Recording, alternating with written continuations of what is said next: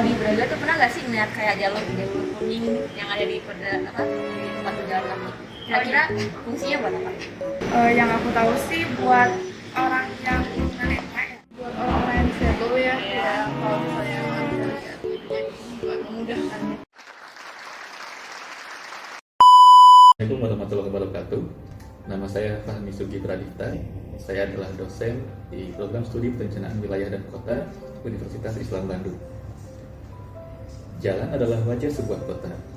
Kita dapat melihat sekilas kehidupan warga kota dari aktivitas yang terjadi di dalamnya. Kita sering memahami jalan sebagai sebuah infrastruktur yang berfungsi untuk menyalurkan orang atau barang dari satu titik ke tempat lain. Hal yang sering terlupakan adalah jauh sebelum ada kendaraan bermotor, jalan juga berfungsi sebagai sebuah ruang publik yang berbentuk linear. Nah, sebuah ruang yang berada di antara bangunan, kemudian tempat orang bertemu satu sama lain ketika dalam perjalanan, bahkan sebagai kepanjangan dari ruang privat dalam bangunan yang menciptakan ruang semi publik, ya seperti halnya teras rumah kita.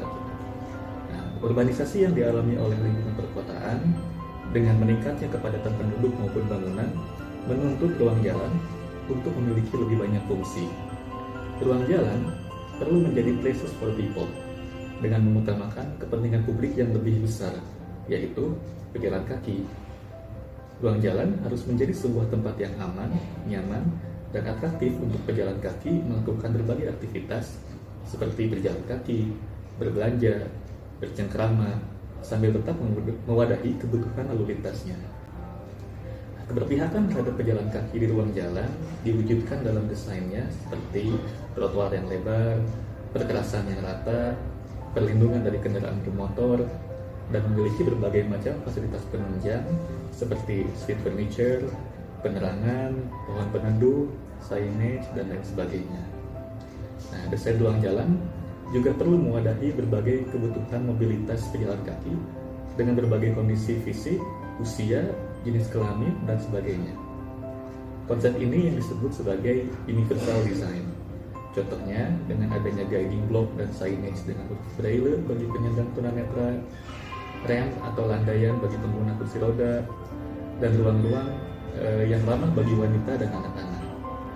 Universal design pada ruang jalan mencerminkan prinsip dari kota inklusif sesuai dengan slogannya No One Left Behind.